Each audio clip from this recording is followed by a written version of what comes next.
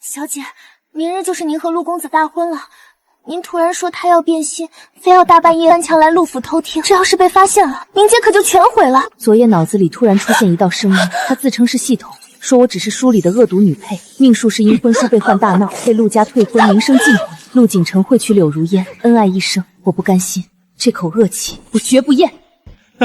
景行，你放心，婚书我已经命人改成了柳如烟的名字，悄悄送去宋府了。他宋之意也私慕我，就算明日发现婚书换了，为了明节，他也只能由着如烟进门当平妻。宋家那128台嫁妆足够我们在京城打通所有官场关节了。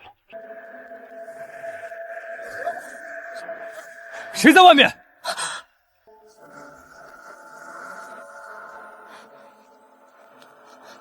镇北大将军裴炎，他怎么会潜入陆府？谁在那儿？宋家大小姐，明日大婚，今夜奸却翻墙来听未婚夫的墙角。堂堂镇北大将军，不也是一身夜行衣干着梁上君子的勾当？将军在查太傅府贪污军饷的案子。小丫头，太聪明可活不成。敌人的敌人就是朋友。裴将军，你想扳倒太傅府，我也想让他们身败名裂，不如我们做笔交易。就凭你？就凭我手里那128台嫁妆和整个宋家商会，明日吉时带上你的花轿来宋府门前结亲，敢不敢？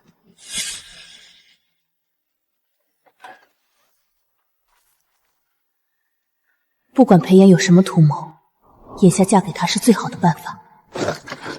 闺女啊，这婚我们不结了，我这就去陆家理论。女儿自己的事自己解决。小姐，陆家的花轿来了。更衣。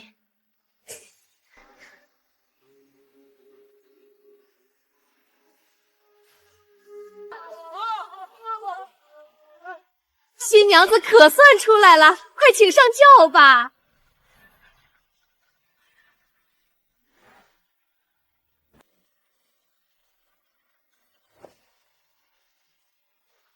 这只昨晚垫我怀里的小狐狸，倒比我想象的还要灵。啊！这是怎么回事？宋家大小姐疯了吗？她怎么冲着裴将军的花轿去了？我的老天爷，这可是当街悔婚呐！之意，你在干什么？宋之意，你给我站住！你闹够了没有？我知道你听了些闲言碎语，心里不痛快。可今日是你我大婚吉日，你就算耍小性子，也该分场合。陆景行，事到如今，你还觉得我是在跟你闹脾气？之意，适可而止吧。如烟的事，我以后会向你解释。她身世可怜，不过求个名分庇护。你身为正妻，当有容人之良。现在跟我回花轿，刚才的胡闹，我可替你遮掩，绝不追究。陆景行，你太高看你自己了。既然你提到了名分，不如当着全京城百姓的面，把这名分算清楚。陆公子，退后！诸位街坊四邻，今日请大家为我宋之星做个见证。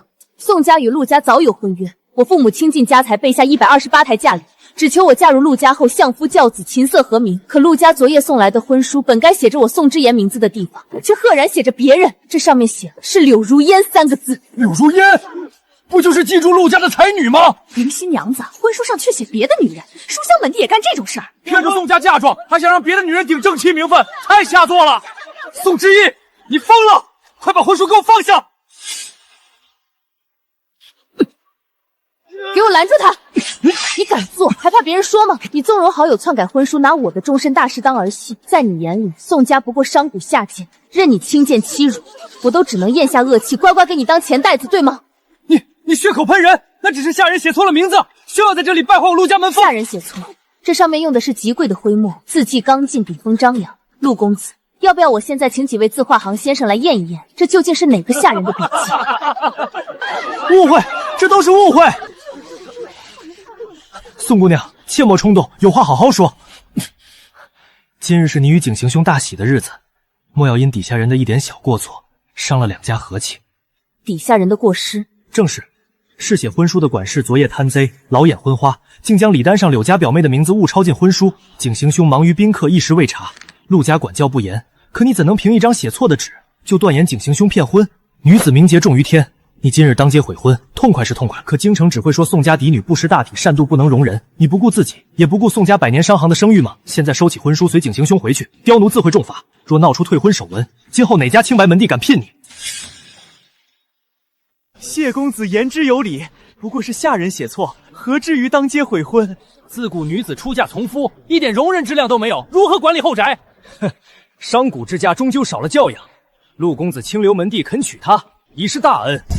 检测到宿主彻底斩断恋爱脑枷锁，精神波动峰值达到阈值，逆袭系统正式激活，恭喜宿主绑定成功，发放新手觉醒奖励技能神级洞察，可看破隐藏物品真实信息及隐秘人际关系，当前状态已自动开启。极品南红玛瑙玉髓原为一整块，一半为谢晨祥云玉坠，另一半为柳如烟水滴耳坠。人物关系：谢晨与柳如烟私交甚密，暗通款曲。谢公子这口才，不去茶馆里说声，真是屈才了。宋姑娘这是何意？谢某句句皆是为你，为两家着想。为我着想，顾全大局。你说婚书是下人醉酒写错的，那怎么不写张三李卫，偏偏一字不落写上柳如烟？那是因为李丹就放在旁边。够了，谢晨，你把全京城的人都当瞎子吗？你腰间这枚极品南红玛瑙玉髓又是怎么回事？你胡说什么？这不过是我随手买的一枚普通玉佩。普通玉佩？西域进贡的极品南红玉髓，带独有金丝暗纹，京城也找不出几块。这玉髓原是一整块，你将它一分为二，一半做成玉坠贴身戴着，而另一半被工匠打成一对水滴耳坠。巧得很，那对耳坠此刻正戴在你们那位身世可怜、不争名分的柳如烟头上。天哪，同一块玉石打出来的定情宝具，难怪他这么卖力，原来是帮自己的姘头上位。陆公子这是被自家兄弟给绿了。谢晨，他说的可是真的？那玉坠，你不是说是你母亲留给你的吗？景行兄，你别听这疯女人挑拨离间，她在血口喷人！让开，快让开！景行哥哥，如烟，你身子本来就弱，太丁嘱咐了不能吹风，你怎么跑到这大庭广众之下，惹人非议？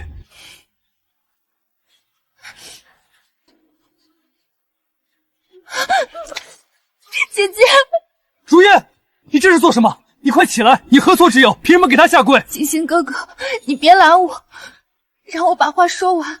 千错万错，都是如烟的错，求姐姐息怒，千万不要迁怒于景行哥哥和谢公子。婚书之事，确实是管事昨夜吃醉了酒，老眼昏花抄错了礼单，这都是一场误会啊！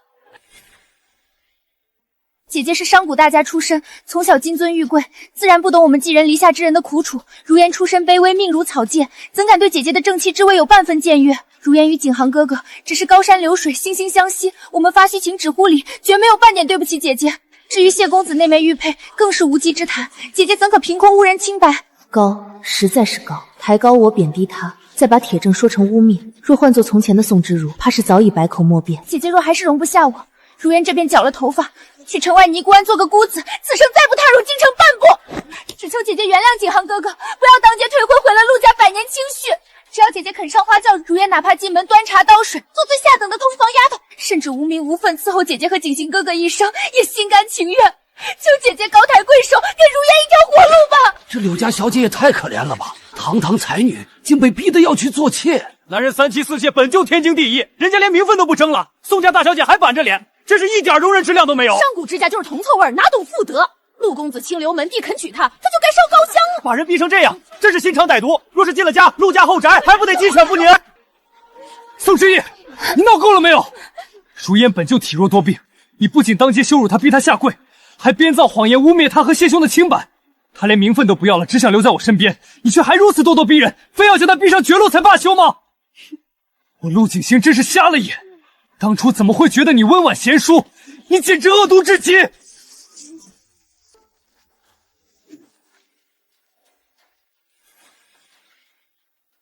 本将的迎亲吉时，谁再敢大声喧哗，惊了本将的战马，这鞭子抽的可就是你们的舌头了。宋小姐，既然有人嫌站着说话腰疼，你想怎么教训？裴某替你清场。江南岁贡的流云软袖，1尺布10两金，赤金点翠九尾凤钗，价值3200白银。春桃，小姐，奴婢在，咱们别理这些不分是非的人，咱们快和裴将军一起回府。回什么府？这戏才唱到一半，本小姐站得有些腿酸了。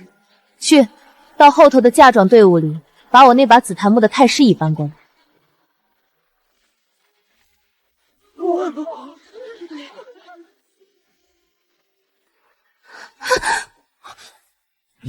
你这泼妇，简直不可理喻！你为何这般看着如烟？如烟若有哪里做的不对，姐姐打我骂我便是，千万别伤了和气。打你骂你，你也配脏了我的手？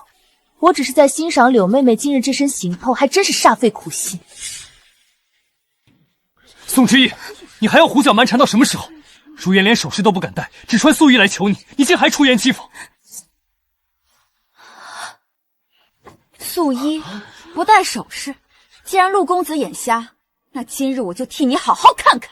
柳如烟，你发髻里藏着的那只赤金点翠九尾凤钗又作何解释？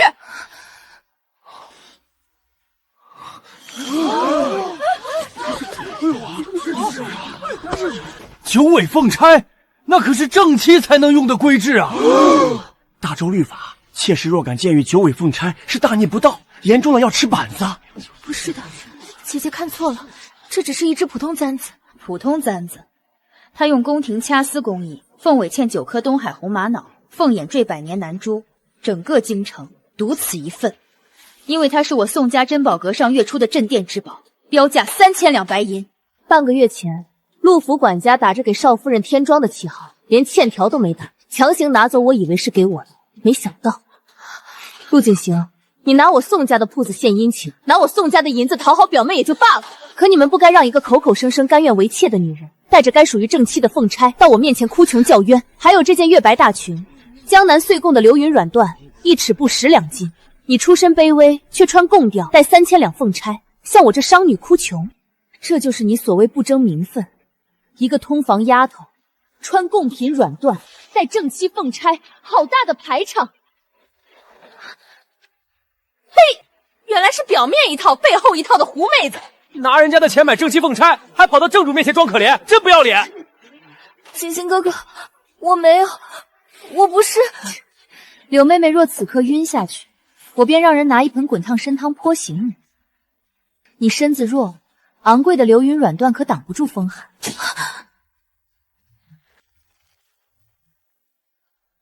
宋之言，你这个贱人，你敢如此辱我陆家，都愣着干什么？把这疯女人给我拿下，用绳子绑起来，塞进花轿。今日就算你是死，也得死在我陆家的花轿里。给我绑了她，出了人命，本公子担着。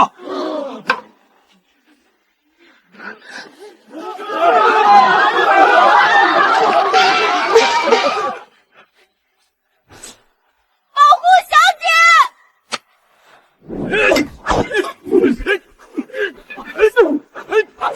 死丫头，滚开！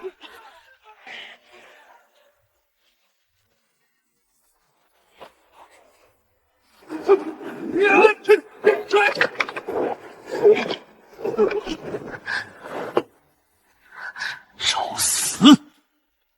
裴安敢碰他衣角者，废了！遵命！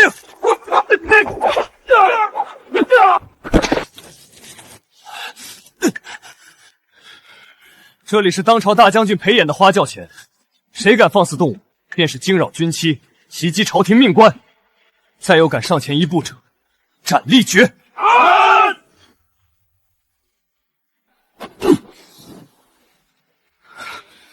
裴安，你算个什么东西，也敢拔刀威胁朝廷命官？你不过是裴衍身边一条狗，一介粗鄙武夫。今日是陆家教训不守妇道、当街逃婚的贱妇，是文臣清流后宅之事。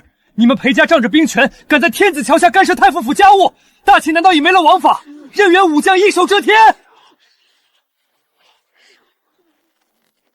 丁，检测到当前局势发生重大转变，文武阵营冲突激发，支线任务发布：粉碎陆家清流伪装，震慑文臣狂妄。宿主需当众撕破陆景行的道德画皮，绝不可让裴府背上政治黑锅。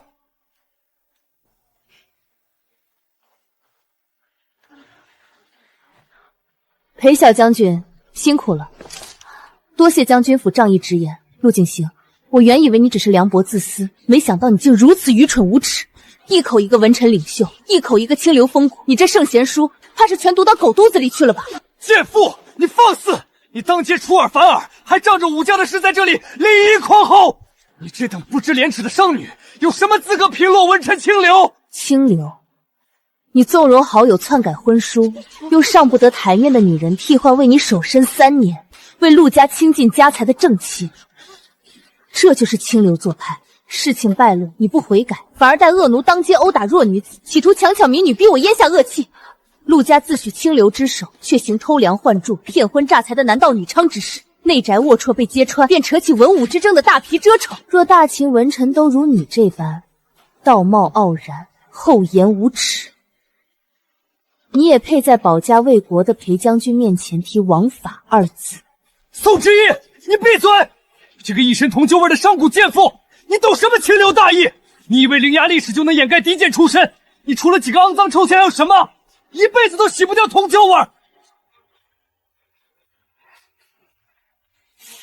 陆公子既如此高风亮节，嫌我这商女的铜气味儿脏了太傅府清流门楣，那不如先把这3年来你们陆家沾染的铜像铜旧账给清了吧。一派胡言！我陆家100年清正，满门书香，何曾拿过你1分1毫？你这毒妇，当街悔婚不够，还敢伪造账目，污蔑太傅府清誉。承平3年5月初4，陆府以老夫人50大寿为由，于宋记奇珍阁抽取3尺极品血玉珊瑚1尊，市价3000两。同月，又提走贡品云雾蛟仙10匹，计银800两。6月，陆公子父陆明彦嫌旧衣寒酸，于宋家银埂定做东珠白玉冠、羊脂玉腰带。即承平4年，陆公子被春为每日血宴、100年野山参，1年折银4500两。你住口！那是你自愿孝敬我母亲的，是你自己送上门来的东西，怎能算我陆家拿你的？自愿孝敬，看清楚，每一笔下面都按着你陆家大管家福伯的红手印，款写的明明白白，暂借未来亲家宋府之资。一边靠着铜臭把自己喂得白白胖胖。陆景行，你的圣贤书是教你做要饭乞丐吗？原来这就是清流啊！还他妈的有些血光的钱！谢公子，急着去哪？刚才不是挺顾全大别，挺能为陆家颜面仗义离言吗？宋小姐，这是你们2家的私事，谢某一个外人确实不便掺和。外人？谢公子这3年在宋家沾的铜迹味，可一点不比你这好兄弟少。承平5年春，谢公子看中前朝大儒孤本，囊中羞涩，借陆公子知己至交的名义，在宋记书局强行赊走，价值500两。同年秋，群发楼包场宴请同窗，没钱结账被扣押，也是拿陆景行名贴到宋记酒楼提先银救急，足800两。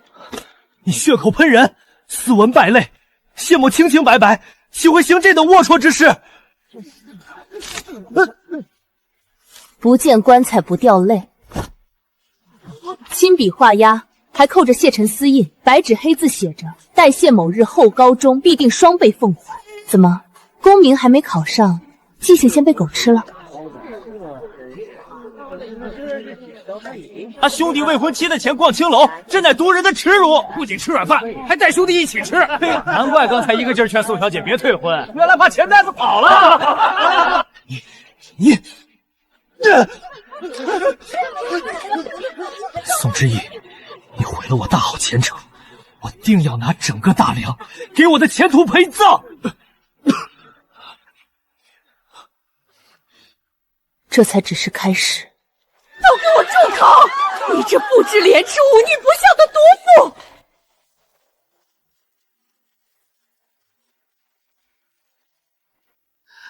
妇！儿啊，你莫怕，有为娘在，今日谁也休想动你一根汗毛！宋之义，你这个无法无天、下贱粗别的商户女！陆家100年清流，太傅门第，当初若不是你宋家祖父苦苦哀求，凭你满身铜臭，也配进我陆家大门。如今你得了便宜，还敢卖乖，大婚之日悔婚，勾搭裴府武夫，还敢捏造账目构陷主君。自古3从4体女子本分，婚书已过，你便生是我陆家的人，死是我陆家的鬼。忤逆尊长，不守妇道，构陷夫家，桩犯7出之条。我今日便替天行道，清理门户。来人，把这不知廉耻的毒妇拿下，堵上他的嘴，扒了他的喜服，拖回太傅府祠堂。本夫人今日要请家法，按族规将他陈堂，以正陆家门风。是，我看谁敢动夫人一下！你一个裴府的下贱奴才，也敢阻拦太师府办家事？怎么，裴衍那个只会在死残堆里打滚的莽夫，还想为了一个破鞋，当街杀朝廷文臣的家眷不成？给我冲！我倒要看看，今日谁敢砍了我这个一品诰命！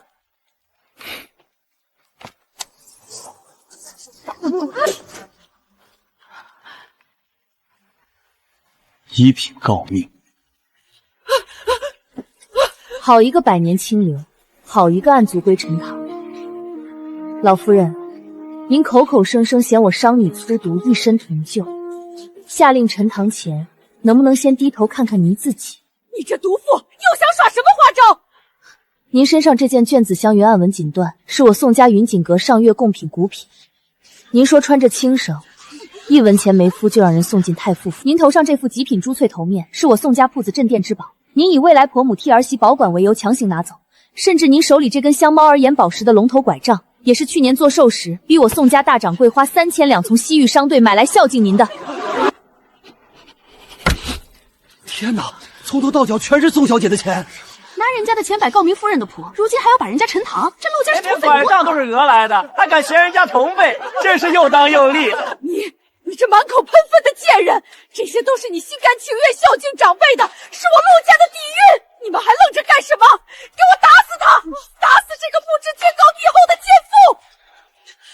老夫人不用急着跳脚，方才那些衣上首饰的几千两，不过是上不得台面的苍蝇腿小账罢了。真正能让太傅府满门抄斩的死账，在这儿呢。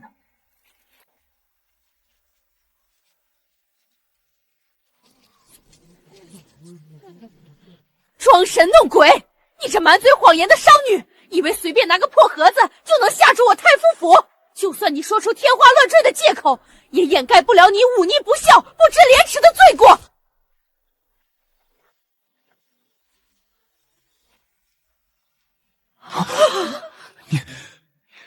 你怎么会有这个匣子？不可能！这东西明明锁在我的书房暗格里，你这毒妇怎么可能拿到？陆公子忘了，当初是你亲手把书房钥匙交给我，说太傅府以后全凭我做主，用我的钱买的锁，藏着你见不得人的秘密，我就看不得了。大梁建平3年2月初9，太傅府长孙陆景行特向宋氏通宝钱庄吃取现银10万两整，立字为凭，借款人陆景行。10万两，我不是两袖清风吗？私下竟向未婚妻家借这等巨款，不可能，绝对不可能！你这毒妇定是伪造的，景行平日里连花钱的去处都没有，要这10万两白银做甚？你休要拿假账污蔑我儿！假账上面清清楚楚盖着陆景行的私章，按着他的手印。老夫人既然不知道他拿钱做了什么，我就当着全京城百姓的面念给你听。2月初9，正是去年春闱前夕，陆景行在科举中拔得头筹，动用10万两白银打点礼部官员，结交主考官幕僚，甚至买通批卷统考官，疏通所有关节，科考舞弊，是这样，难怪去年一举夺魁。原来状元之才是买来的，满门清流，竟干出动摇国本的龌龊事！你住口！你这疯女人，给我住口！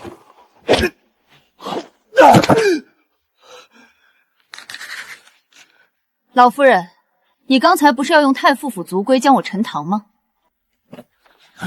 大梁律律写得明明白白，科场舞弊行贿主考，乃动摇国本的死罪，数额高达10万两。若家族知情包庇，纵容子孙买榜，依照律法该当何罪？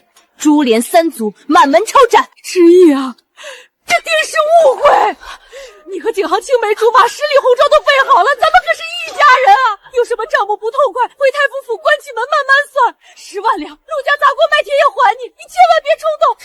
一家人，陆老夫人，您这变脸的速度，不去天桥底下唱百变戏俊，真是屈才了。可惜你太傅府的门槛太高，我这浑身铜皱的商女高攀不起。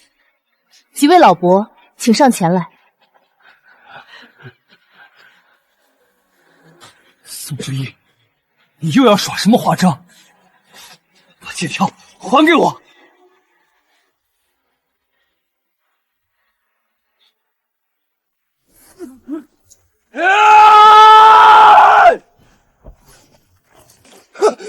放肆！谁敢惊扰夫人？本将在此，我倒要看看，谁敢动我夫人一根头发。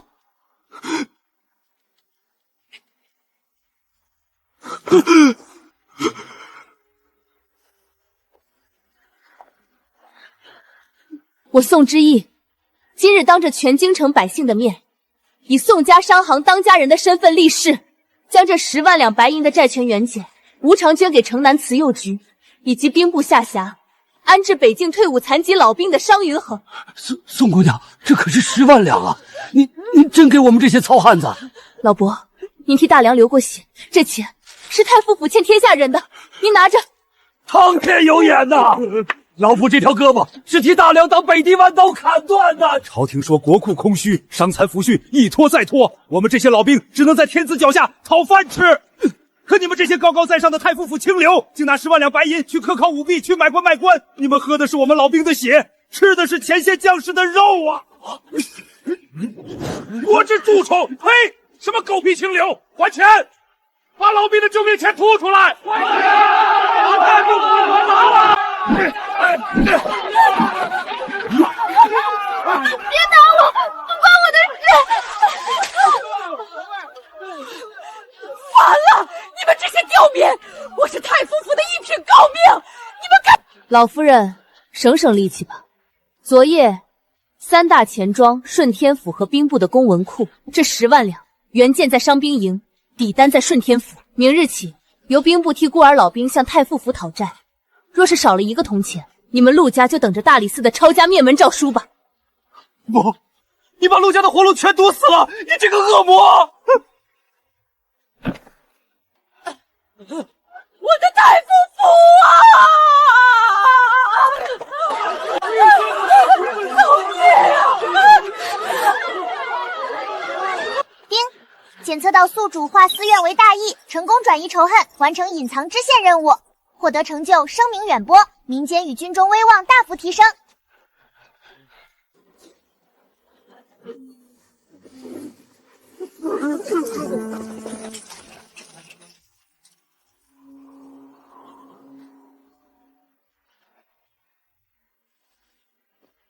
听闻裴后娘娘有旨，今日大喜。娘娘体恤将军常年戍守边关，劳苦功高，府内终会无人操持，膝下更是子嗣单薄，特赐下玉秀宫长侍大宫女雪雁、秋玲，赐入裴府为将军侧室，以延绵裴家香火。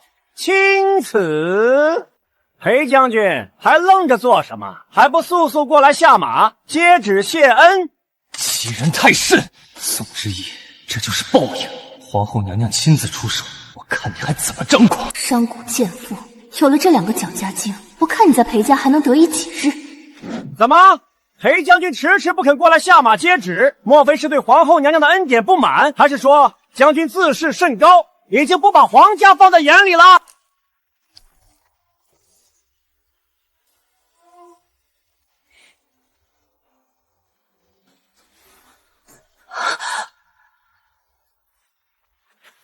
且慢！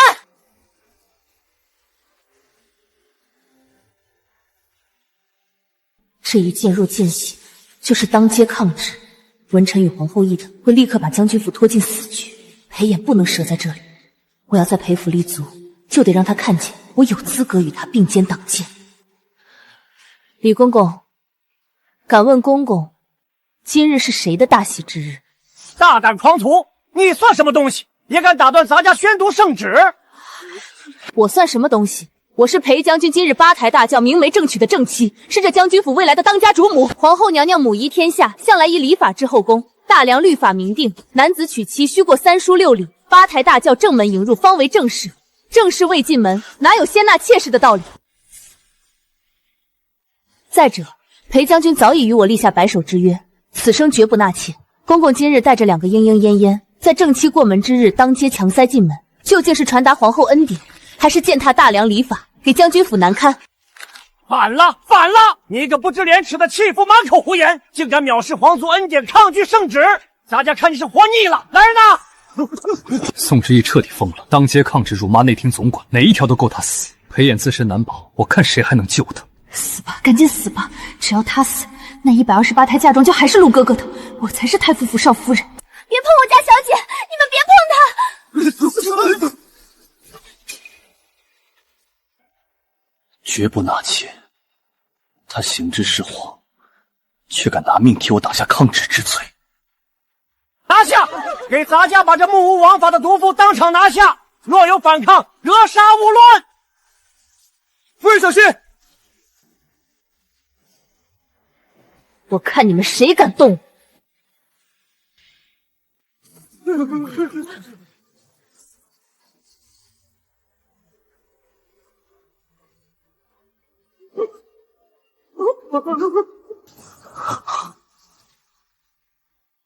不可能！一个满身铜臭的商贾之家，怎么会有免死金牌？李公公，刚才你不是还叫嚣着要格杀勿乱吗？现在这上面的4个大字，你可看清楚了？认得，奴才该死，奴才狗眼看人低，叩见先帝恩典。算你还有点见识。大梁开靖战事之初，国库空虚，3军断粮，是我宋家祖上半月筹30万担粮草，冒死送抵前线，解了先帝与大军的燃眉之急。先帝感激宋家忠义，亲赐这枚免死金牌，明旨昭告天下，见此牌如见先帝，见官大3级，更有特赦死罪之权，必有我宋家子孙不受强权欺辱。公公刚才口口声声说我藐视皇族恩典，敢问公公，到底是当今皇后的懿旨大，还是先帝御赐的金牌大？先帝大，自然是先帝大，是奴才瞎了狗眼，冲撞了先帝恩典，夫人饶命，夫人饶命啊！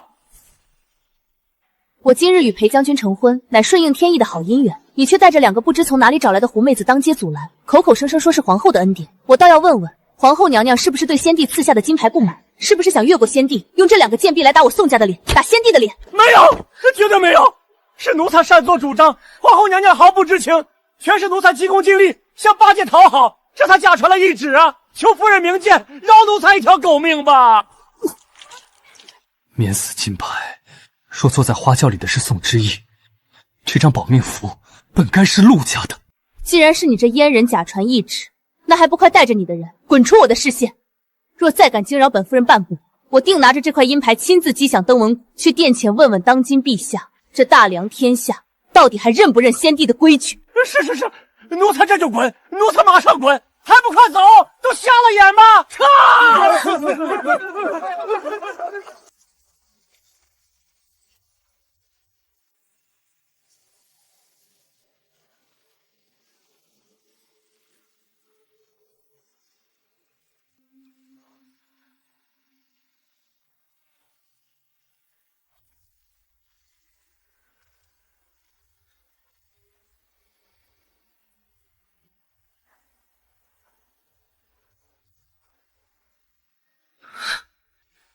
不知死活的蠢货！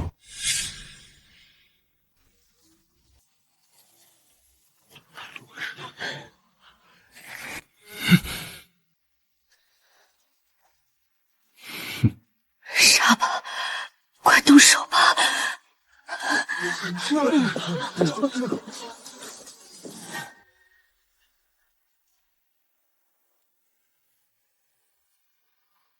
你知不知道，你刚才越俎代庖，替本将挡下的到底是什么麻烦？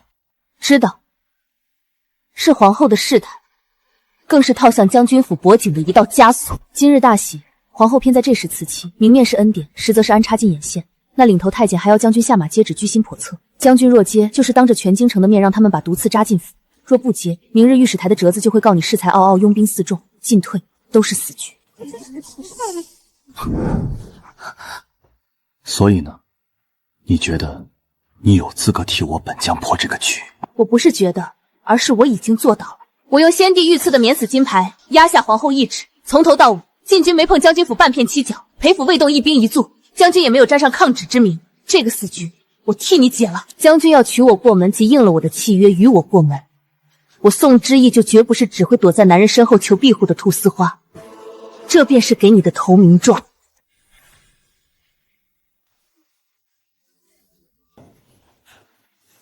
投名状？你凭什么笃定本将军会收你入府？粮道。朝堂清流卡你的粮饷，北境将士缺粮缺冬衣。宋家有钱常、漕运陆路商队，北境3州是3条暗线商路。只要我坐稳陪府主母的位置，宋家的商队便是将军的运粮车。从此以后，将军刀锋所指，再无后顾之忧。他靠裴将军那么近，不要命了？裴将军竟没动手，还像是在听他说话。不可能，这绝对不可能！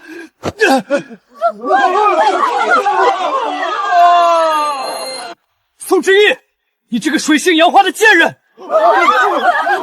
你以为你在干什么？你不过是满身铜皱、卑贱低俗的商女，是被我陆景行、被陆家像丢垃圾一样扫地出门的欺负。你当街耍狐媚手段，就能飞上枝头变凤凰？裴将军是大梁国之柱石，怎么可能看上你这种声名狼藉、残花败柳的破鞋？像你这种不知廉耻、倒贴都没人要的女人，就算爬上裴家的花轿，也休想在将军府有名分。你连暖床通房都不配，只配去盗夜枪。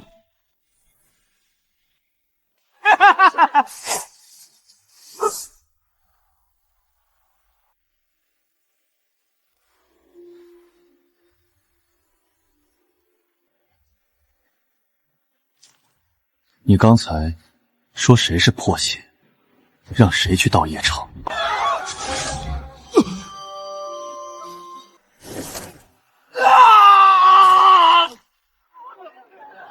你给我竖起耳朵听清楚，我裴衍要娶的女人，便是我将军府唯一的女主人，是我裴某人一生护着的妻子。她一根头发都比你们整个陆家贵重，还轮不到别人来说三道四。你若再给我，便亲手口出拔了你的舌头，拿你们陆家满门的脑袋来给我夫人铺大婚的红妆。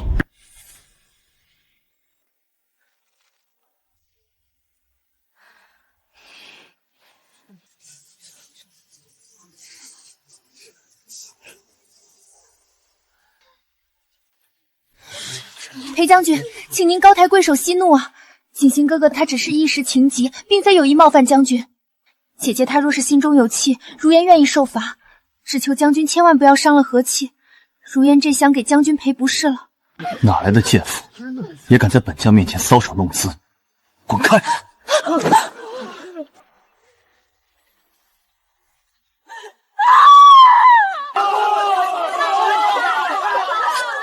好，骂得好！裴将军威武，当乃真汉子，跪地上都爬不起来了。作为男人的狐媚子，在将军面前毕露了吧？陆家钱财在塞后，如今还想身份压人，简直自取其辱！造孽呀！造孽呀！宋之义，你个毒妇！你……老夫人，老夫人吐血了！老夫人快点去请大夫！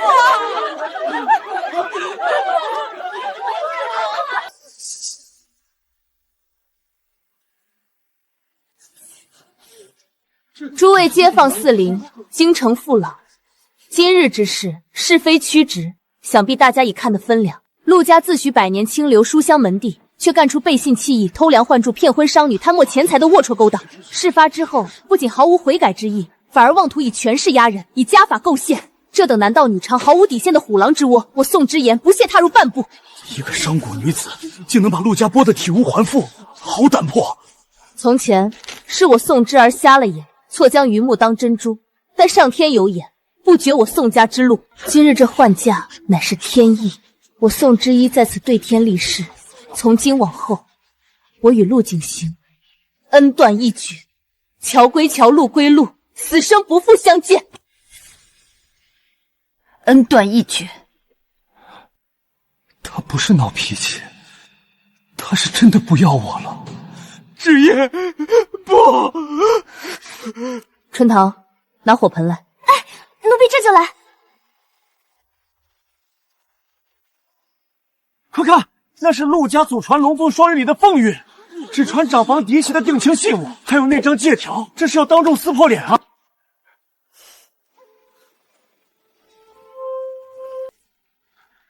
陆景行，你当年赠我玉佩，许我白首之约，如今你毁约在先，纵容外室里带汪苍，这信物便和你们陆家的脸面一样，一文不值。不要！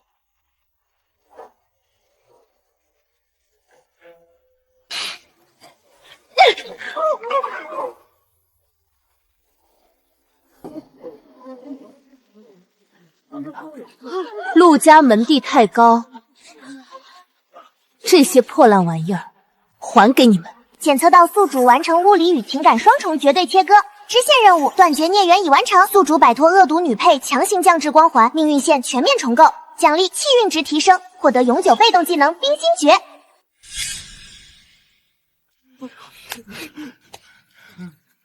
好一个恩怨分明、杀伐决断的小狐狸！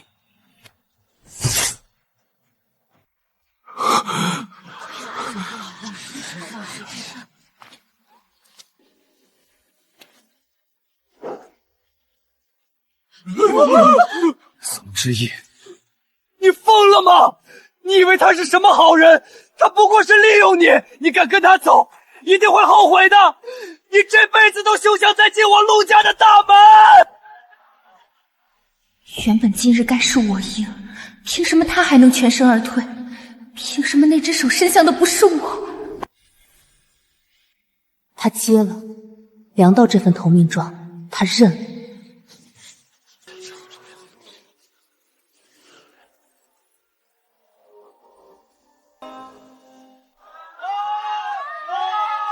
裴安，起轿！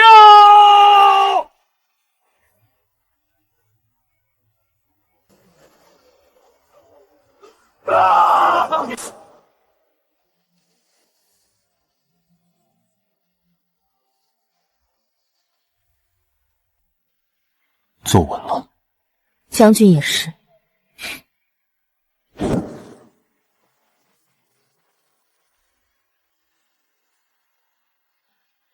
原本的死局已经被我撕开一半，那个注定惨死街头的宋之然死了。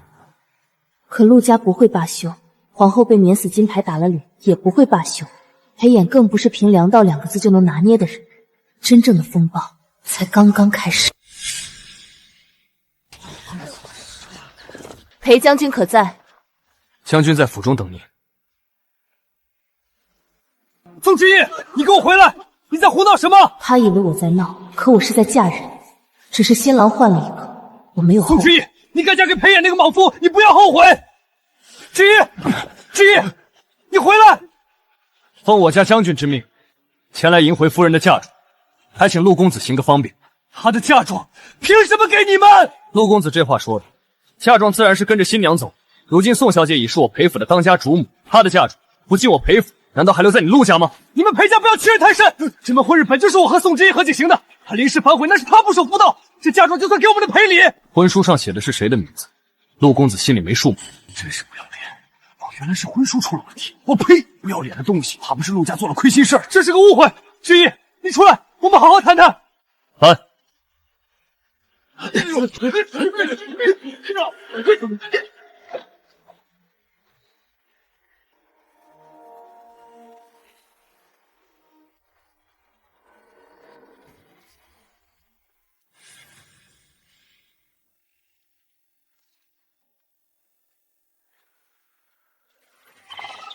完成任务，嫁妆归位，宿主身体素质提升。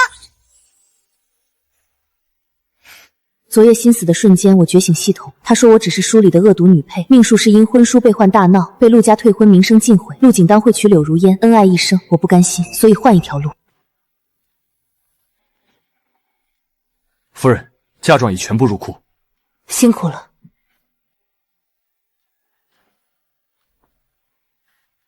喝了它，你就是裴夫人了。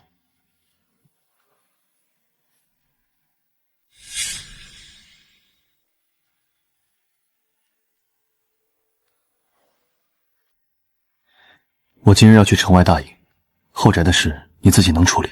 将军放心去便是。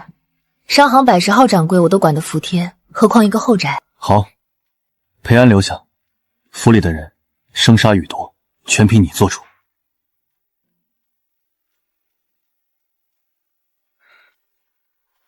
让府里管事的都过来见我。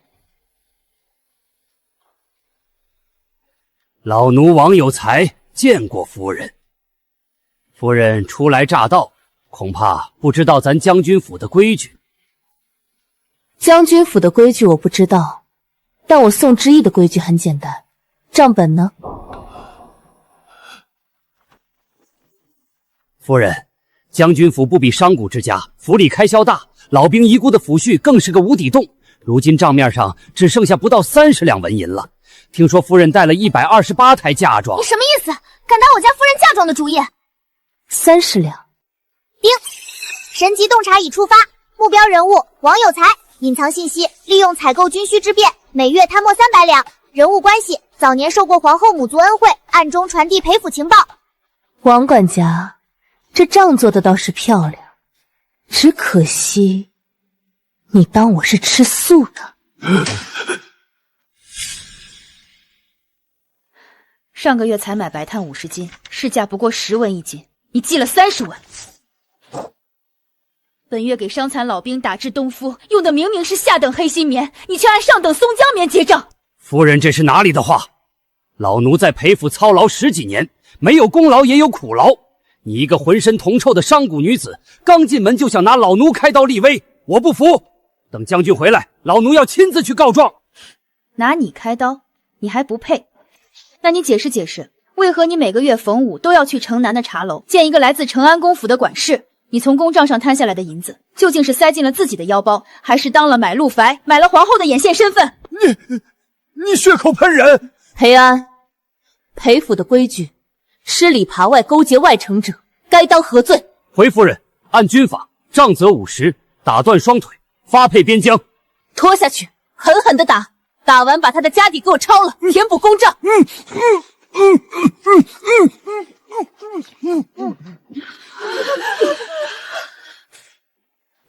我不管你们以前是谁的人，从今天起，这裴府的后宅我说了算，忠心办事的上前翻倍，若有敢生异心的，他就是下场。听明白了吗？谨遵夫人教诲。将军，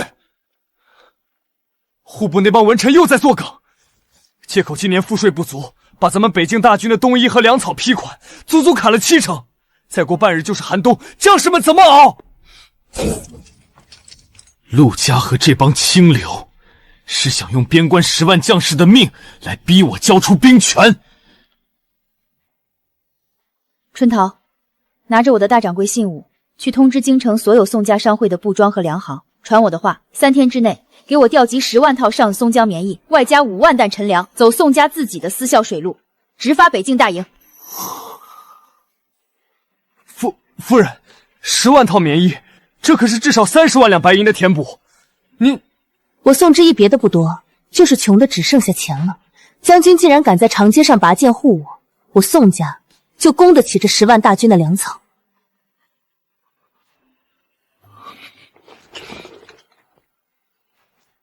得其如此，裴某3生有幸。这笔账，裴家军全军上下记下了。丁，触发新任务，立威。任务要求3天后的宫宴上，让柳如烟当众出丑，初步建立主母威严。3天后的宫宴，将是我作为裴夫人的第一次亮相。府里的事你做主，需要什么跟裴安说。柳如烟，你不是喜欢当众表演吗？3天后，我会给你一个更大的舞台。3日后的宫宴是修罗场，陆家、柳家都等着我出丑。小姐，不，夫人，那天的宫宴，我们真的要去吗？奴婢怕他们会为难您。怕什么？我如今是裴夫人，他们不敢明着把我怎么样的。至于暗地里的那些小动作，我们防着就是了。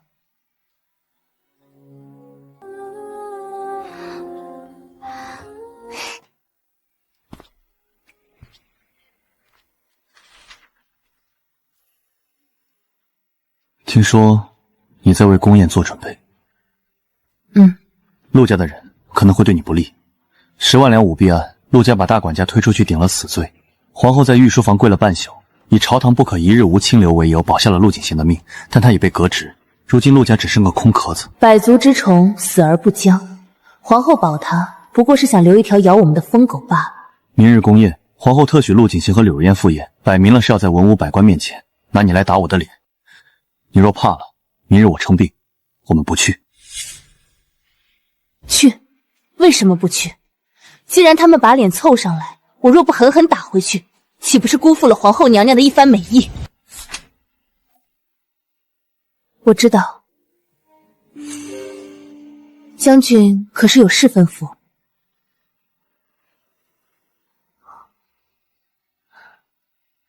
这个给你。这是解毒丸。宫宴上入口的东西多加小心。多谢将军。将军，那天你为什么会在陆府？为什么会答应娶我？因为你的眼神。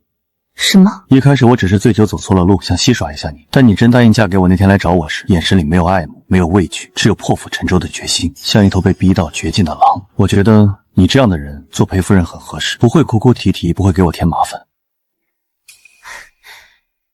裴炎，你果然没看错人，我不会哭哭啼啼，只会让制造麻烦的人后悔。这场交易似乎不再冰冷。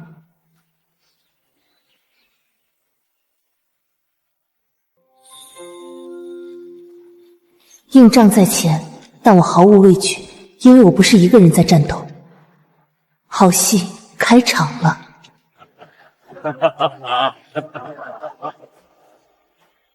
不管京城怎么议论，我今日都要从容坐在裴衍身边。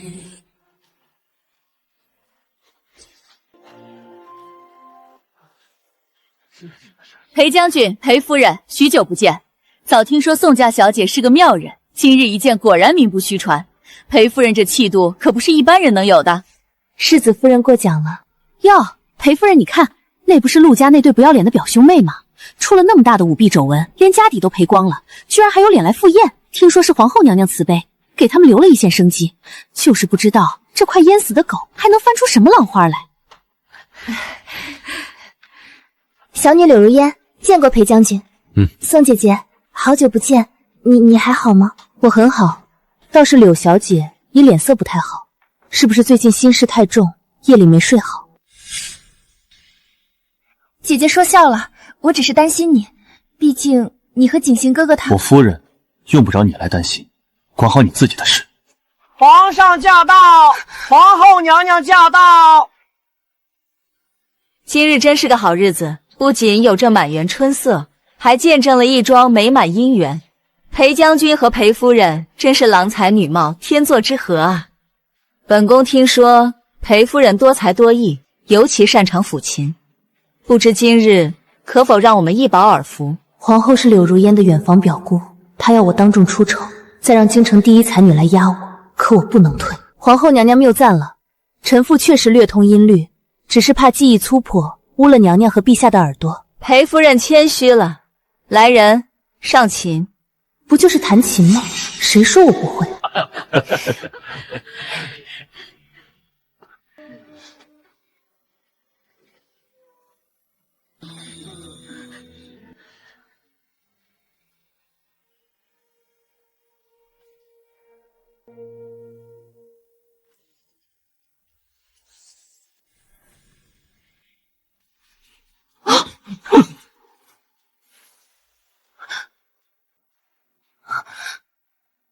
怎么可能？宋之一怎么会弹琴，还弹得这么好？好一曲破阵子！裴夫人此曲，让朕仿佛回到当年随先帝征战沙场的日子，壮哉，快哉！没想到裴夫人竟有如此才情，真是让本宫刮目相看。陛下谬赞，皇后娘娘谬赞，臣妇献丑了。不过比起臣妇这点微末伎俩，想必柳小姐的琴技才是真正的大家风范。臣妇刚才这曲不过是抛砖引玉，还请柳小姐不吝赐教，也为我们弹奏一曲，让我们一饱耳福。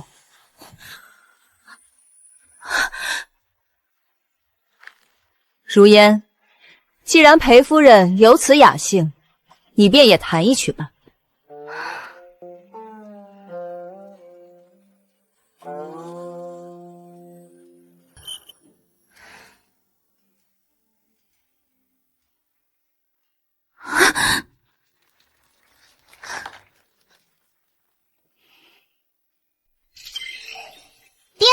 完成任务，立威，奖励过目不忘技能。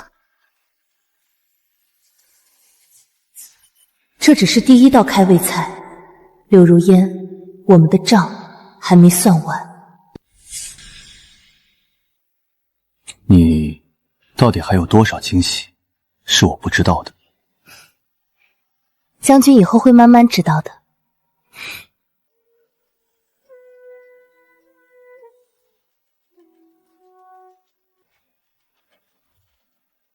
这些都是你做的？我打算将这些铺子盈利的30%捐作军饷，希望能为将军、为大梁的将士们尽一份绵薄之力。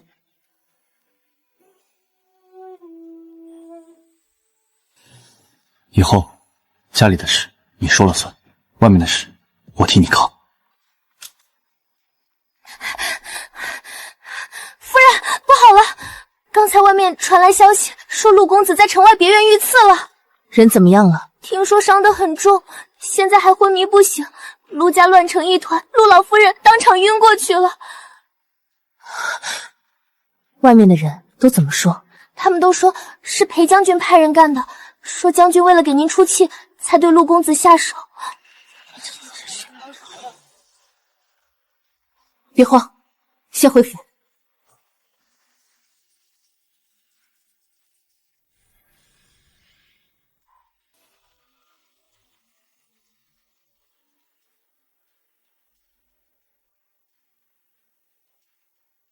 裴将军，下官这厢有礼了。今日惊扰府上实非下官本意，下官也是奉公办差，身不由己啊。奉公办差，王大人好大的威风，带着这么多佩刀衙役，将当朝一品大员的府邸围得水泄不通。怎么，大梁国的王法改了？京兆尹如今可以直接查抄将军府了？裴夫人慎言，下官绝无此意。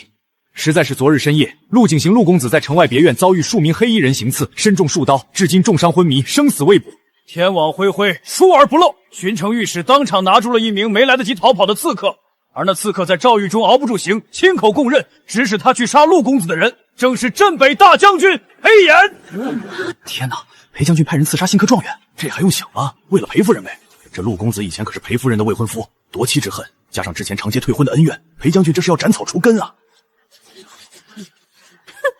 荒谬！王大人，堂堂京兆尹，断案竟如儿戏，捉贼拿赃。仅凭一个不知从哪里冒出来的刺客的一面之词，你就敢带兵为一品大员的府邸？这若是传到北境10万将士的耳朵里，大军哗变，你王大人的酒足够不够砍？裴夫人，不用拿北境大军来压我，下官今日来奉的可是皇后娘娘的懿旨。刺客就在衙门公堂之上，裴将军若真觉得坦荡，绝无杀人灭口之心，那就请卸下兵器，跟下官走一趟公堂对质。若是不敢去，那就是抗旨不遵，做贼心虚。陆景行遇刺是假，借刀杀人剥夺裴衍军权才是真。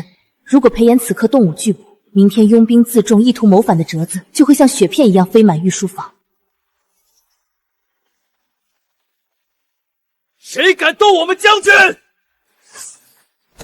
将军不能拔剑，这是个死局，拔剑就是抗旨畏罪，正中皇后下怀。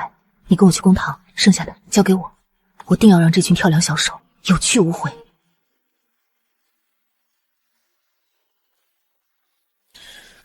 王大人，不用拿皇后来压本将，公堂本将去，但你给本将听清楚，我夫人若在公堂上查出这刺客是被人收买诬陷，王大人，你脖子上那颗脑袋最好提前找个好一点的木匠缝紧一点。待裴将军升堂。堂下所跪何人？还不速速将你受何人指使？为何刺杀陆景行公子之事，如实向本官和全城百姓招来。若有半句虚言，大刑伺候。青天大老爷明鉴，小人全招。是裴将军裴炎，裴将军给了小人1000两足色银票，说那新科状元陆公子抢了他的风头，还总是纠缠裴夫人，让他心里不痛快。他让小人在陆公子回别院的路上设伏，务必要将陆公子乱刺杀人灭口啊！你说是将军给你银票，雇你杀人。好，我且问你，何时何地？就在3日前的虚实，城西10里外的废弃土地庙里，当时只有裴将军一个人赴约，小人绝不会认错。谎话连篇！王大人，这就是你审出来的铁证。3日前的虚实，北境800里加急军情入京，将军一整日都在御书房内与陛下兵部尚书推演沙盘布防，陛下特赐将军留宿宫中偏殿，皇宫内廷12位兵部尚书皆可作证。怎么？我们将军难会妖法，能分身去城西土地庙给你送钱不成？或许是他受刑过重，记错了日子。你这刁民，再仔细想想，到底是什么时候？对，小人记错了，是5日前的晚上。好，就算你记错了时间，那我再问你一个问题：将军当夜递给你那1000两银票时，用的是左手还是右手？右手，小人看得真切切。他从怀里掏出银票，就是用右手递给我的。小人还看到他右手虎口处有常年握剑的老茧。草民冤枉！王大人，你若是个睁眼瞎，不妨去兵部调出大梁国的军医档来看一看。大梁开国15年，北敌铁骑南下，直逼边关，是裴将军率领3000轻骑血战7天7夜。将军的右手为了替当今圣上挡下北敌可汗的一记毒箭，经脉尽断。这3年里，他的右手连一个装满水的茶盏都端不起，连一柄3斤重的长剑都握不住。你现在告诉我，还用那只废掉的右手稳稳地递给你1000两的银票？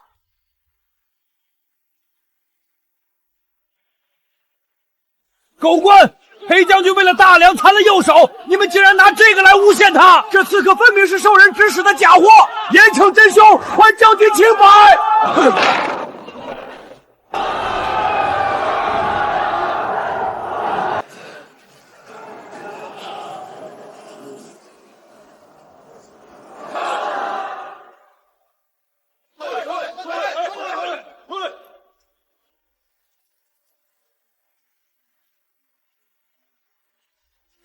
你也是个可怜人，被人当枪使了还不自知。你以为你咬死将军，你背后的主子就会保你家人的性命？这是，你到底是谁？这是青影卫的信物，你应该比我更清楚青影卫的规矩。任务失败且当中漏项者，不仅自己要在诏狱里受尽72道酷刑，你的父母妻子甚至9族都会被暗中处理得干干净净，鸡犬不理。我说的对吗？我承，我全承！不要杀我儿子，不是裴将军。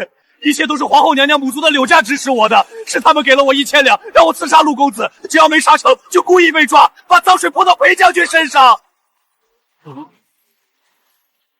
就是他，柳家的外院管事，这药粉和银票就是他亲手交给我的，他就在那里监视我，别让他跑了！裴安，拿下他，死活不论。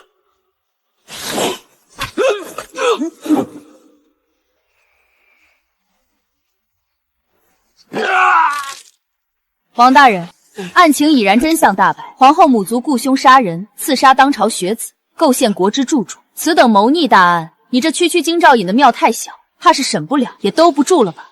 夫人饶命，将军饶命！下官瞎了狗眼，下官也是受人蒙蔽呀。裴安，点齐铁甲卫，带上这刺客和刘管事，随本将进宫，击登文谷灭圣。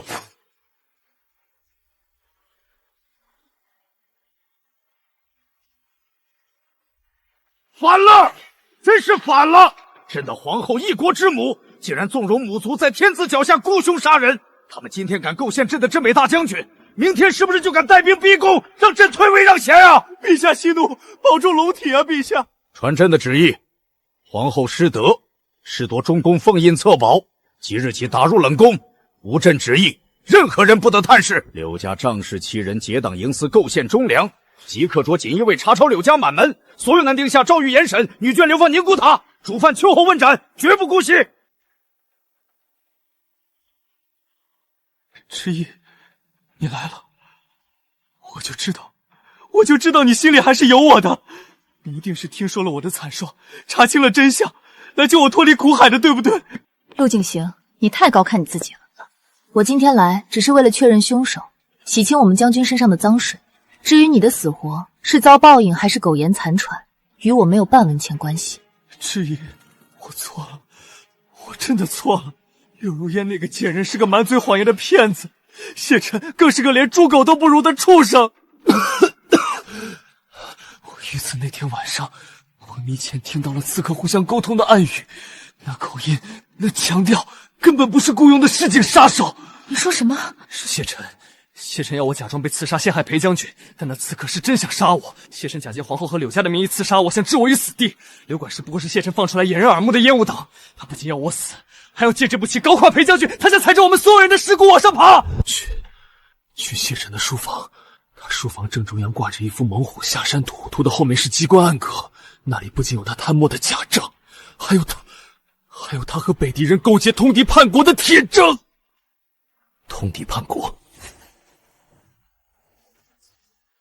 调集所有铁甲卫，随本将朝谢府。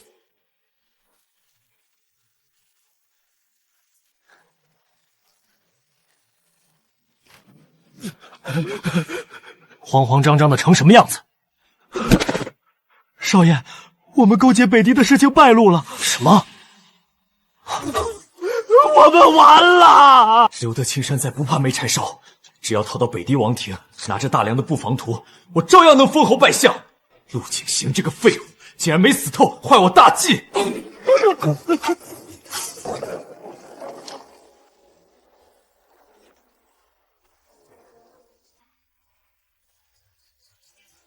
裴炎，宋之义，你们怎么会来的这么快？谢大人，更深露重的，这书房里火盆烧得这么热，是在烧什么见不得人的东西，还是说这包袱里的金银锁碗是为了去北狄王庭当聘礼？是又怎么样？陆景行那个只知道吟诗作对的闯祸，凭什么拥有你宋之义的万贯家财？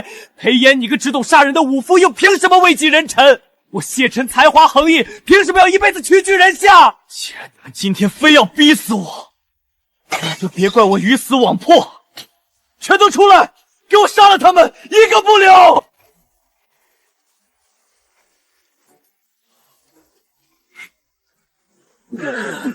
大梁的战神，今天我就用你的头颅去祭奠我们北狄死在边关的勇士！上！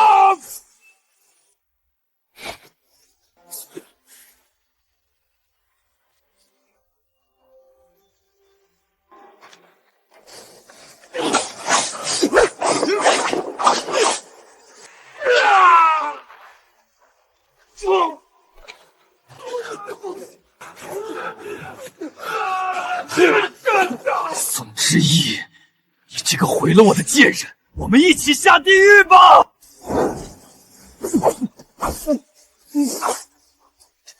之义，躲开！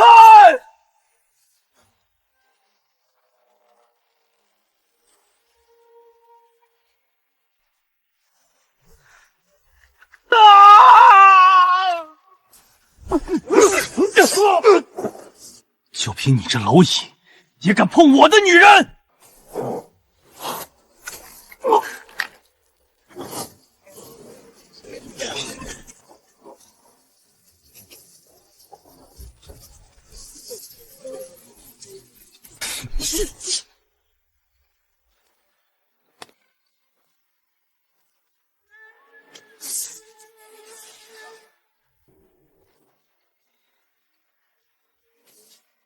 谢晨，你的黄粱美梦到此为止了，带走，听候圣裁。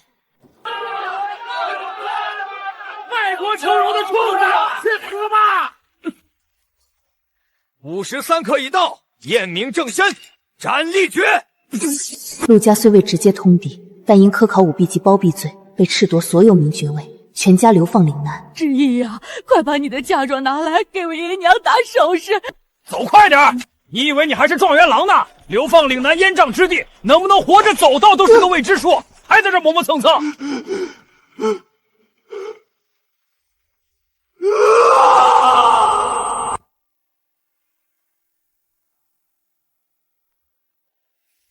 丁，全面男主命运线已彻底改写，原定陆景行、柳如烟等人的已全部归零。恭喜宿主，终极逆袭复仇任务圆满完成。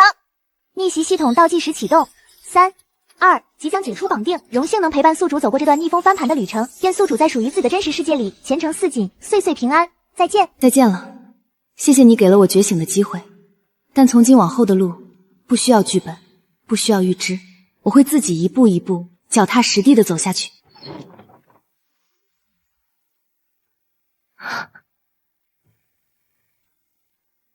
在想什么？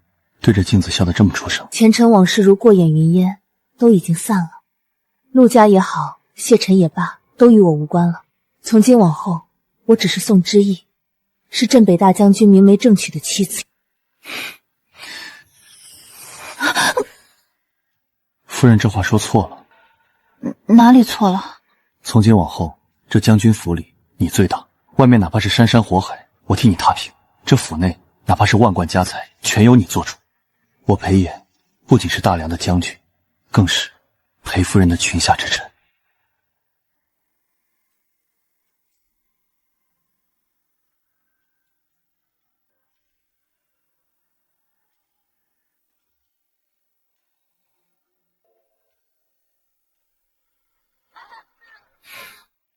慢点吃，又没人跟你抢。若是喜欢，我把那卖糖葫芦的整根草板子都给你买回去。